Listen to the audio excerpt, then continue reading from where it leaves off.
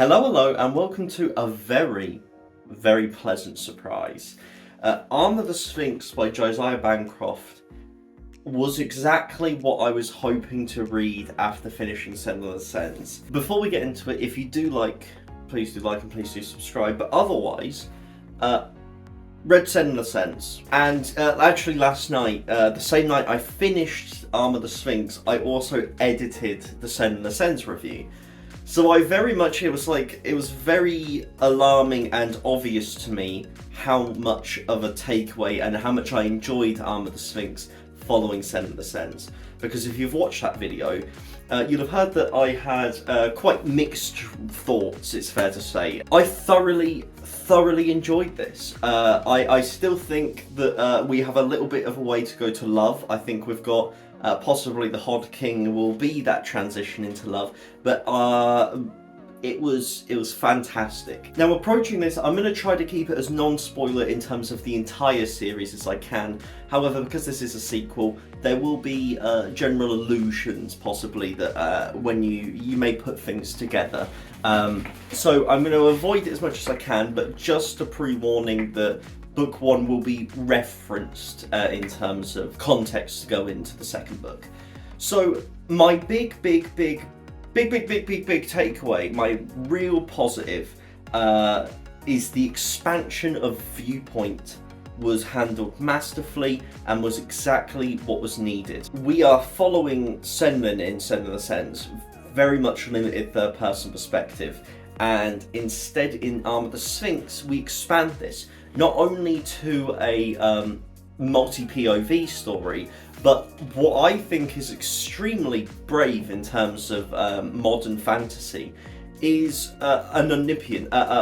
We are jumping between perspectives. We see things at the exact same time that are other people's opinions. We are jumping through brains throughout a chapter. There is no sense of, for certain scenes, there is just a real fluidity to who we are within what we're viewing and how we're viewing it that I thought was handled extremely well and heightened my experience, because as I referenced in Seven of the Sens, I loved the side characters in Senlin. I thought they were the best part. Every single one felt fleshed out and I really took something away from them. And so here we are jumping into them. We are experiencing points of plot and story from their perspective that I think heightened every aspect. It made them feel more depthful, it made Senlin feel a lot more depthful, and how they interacted, how they viewed each other was so fleshed out. Each character felt independent and nuanced. I cannot fault the expansion of viewpoint. I was so happy when it started, and I was really taken by when it started clicking to my head that we are thoroughly fluid through different characters. It kind of shocked me in the sense of a modern fantasy reader, and I really appreciated a brave choice like that. I also think this book did a fantastic job of alluding to a lot of the mysteries that was set up in Senlin and answering enough of them for me to feel content in this book, but leaving a lot open to move forward in the series. I think it did a fantastic job in balancing that sense of, you don't want middle book syndrome in the sense that we're not making enough progress. The characters go on a very large journey throughout this, in the sense of rather a small one becomes a very large one, and it's in the sense of character progression. This has a lot going for it.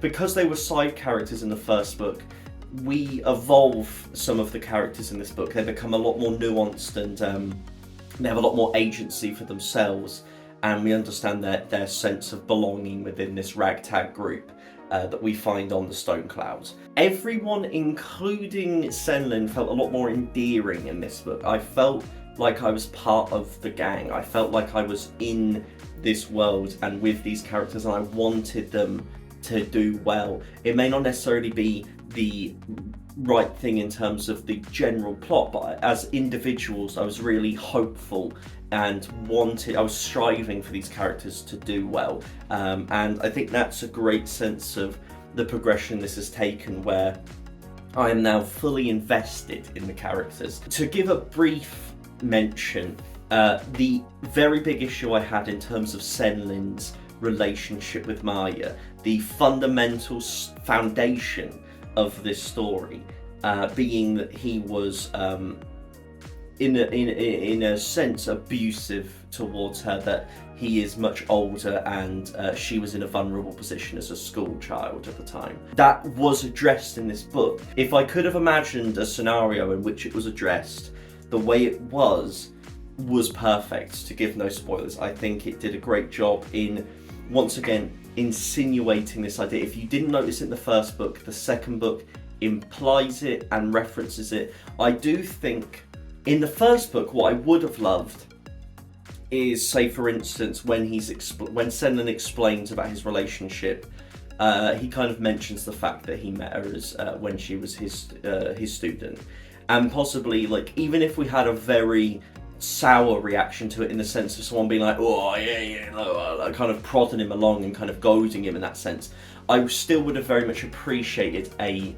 reference to it in Senlin's sense, because as I referenced in that, it left a sense of ambiguity that I did not like. Whereas in this, the illusion that is drawn is the way that I was hoping it would be done. So in that sense, it's resolved my issues a lot. We distance ourselves from the sense of the illusions that I wasn't enjoying in terms of the real world connotations. We've distanced ourselves from them as well. This book feels a lot more independent and actual, its own fantastical world, rather than the real world just transplanted into this story. I thoroughly enjoyed it. I would 100% now recommend, at this point after 2 books, Senlin Ascends is worth it because it's a quick, short read, and I can now say that if you have issues, they will most likely be sorted and answered and rectified in Arm of the Sphinx, and I cannot wait to go on to Hod King. So, I think that's me done talking about it. If you did enjoy, please do like, please do subscribe, and otherwise, have a nice rest of your day.